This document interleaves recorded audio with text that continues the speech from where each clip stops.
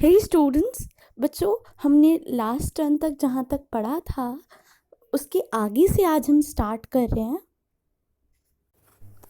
बच्चों हमने देखा था पेज नंबर 44 में किन किन रास्तों से होके क्या कहते हैं ये जो ऑथर है उनकी शिप जाने वाली है। उन्होंने पूरी इंटरनेट पे सर्फ करके सब देख लिया कि कौन कौन से रास्तों से मेरी शिप निकलेगी।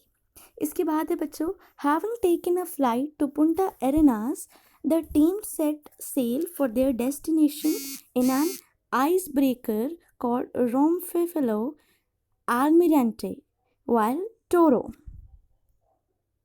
तो बच्चों यहाँ आइस ब्रेकर की बात की गई है। वो कह रही है हम लोगों ने पहले फ़्लाइट ली पुंटा एरिनास तक, फिर वहाँ से एक टीम बोट में बैठ के निकल गई एक आइस ब्रेकर में, जिसको कहा था, किसका नाम क्या था बच्चों, for their destination in an ice breaker called रोमफेफेलो एल्मिरांटे वाइल टोरो। ये स्पेलिंग बच्चों आप याद रखेंगे, नेम भी याद रखेंगे। एंड किस में बैठ के गए ये लोग? आइस ब्रेकर में। आइस ब्रेकर बच्चों मैं बता दूँ एक स्पेशल टाइप की बोट होती है जिसका काम होता है कि रास्ते में जो भी आइस जमी होगी वो उसको हटाते हुए चलती है। ठीक है बच्चों। As we neared the Drake Passage, we could sense the tension on the ship. जैसे ही वो लोग ड्रेक पैसेज पहुँचे बच्चों, टेंशन बढ़ने लगी। ड्रेक पैसेज पे क्यों टेंशन बढ़ने लगी? हमने देखा ड्रेक पैसेज की ये रेपुटेशन थी कि वो वर्ल्ड का सबसे भयानक, सबसे तूफ़ानी समुद्रों में से एक है। मतलब वो रास्ता ही तूफ़ानी था। सबके फेसेस जो थे बच्चों सीरियस हो गए, ग्रिम और एंजाइटी से भर गए। It was our third night on board. मतलब उनकी बोर्ड पे मीन्स जो शेप पे वो ट्रैवल कर रहे थे उस पर उनकी तीसरी रात थी। ठीक है। And it was time to enter the passage. अब वो उस पैसेज में एंटर कर रहे थे। This passage is the main reason why Antarctica remain undiscovered for a long time. यही पैसेज वो कारण था कि अंटार्कटिका इतने टाइम से डिस्कवर नहीं हो पाया था। क्यों?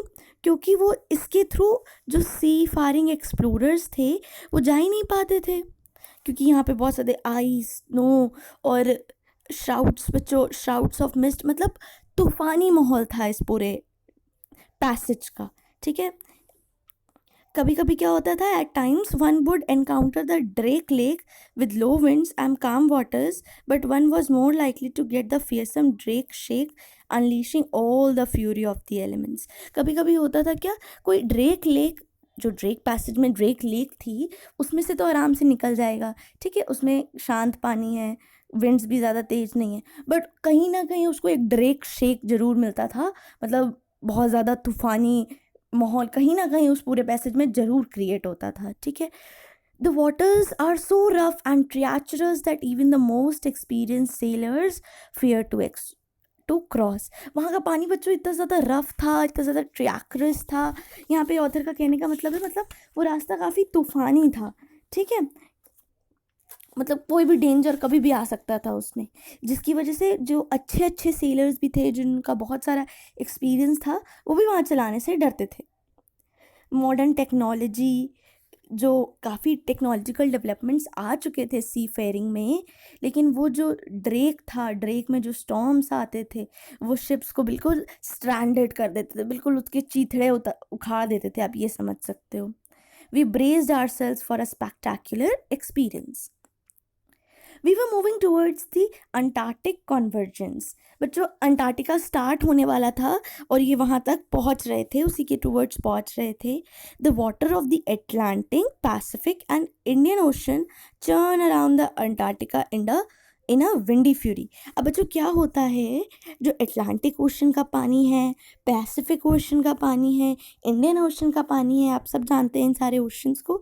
ये क्या करता है, ये अंटार्कटिका के पास जाके ना ये पानी मिलके काफ़ी तूफान यहाँ पे क्रिएट हो सकता है। विंडी फ्यूरी को आप कह सकते हो, ओ हवाई गुस्सा, मतलब एक तूफान। ठीक है। ड्रेक पैसेज की बिगनिंग में ही हमें पता चल गया कि कितना फायर्स हो सकता है। पूरा रास्ता ड्रेक पैसेज के अलोंग का रास्ता कितना ज़्यादा फायर्स हो सकता है। By the bedtime, the weather had deteriorated sharply. The ship was swaying alarmingly. Waves 32 to 50 feet high were breaking. बच्चों क्या हुआ, बेड टाइम तक, मतलब रात होते होते क्या हुआ कि जो वेदर था वो और बुरा होता जा रहा था। ठीक है।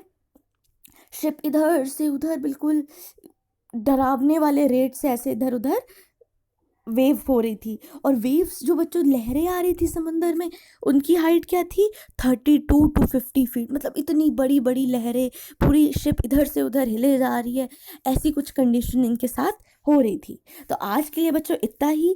आपको सबसे पहले तो वो जो मैंने आपको नेम लर्न कराया था, having taken a flight to Punta Arenas, the team set sail for their destination in an ice breaker called Dash, तो उसका नाम आपको इसमें ज़रूर लिखना है। ठीक है, चलिए बच्चों, आज का सेशन हम यहीं तक रखेंगे। मेक श्योर कि आप इसको अच्छे से पढ़ें एंड हमेशा साथ में पिछला रीड करते रहें, जैसे कि एक कंटिन्यूटी बने, आप एक कंटिन्यूटी में उसको रीड करिए। ओके बच्चों, आई होप आपको चैप्टर समझ में आ रहा होगा। आप चाहो तो नेट पे, आप लोग इतनी सर्फिंग करते हो, आप पता कर सकते हो ड्रेक पास के बारे में, क्या सच में ये तूफ़ानी था कि ऑथर ऐसे हमें पागल तो नहीं बना रहा है, तो ये आप सर्च कर सकते हो। ओके।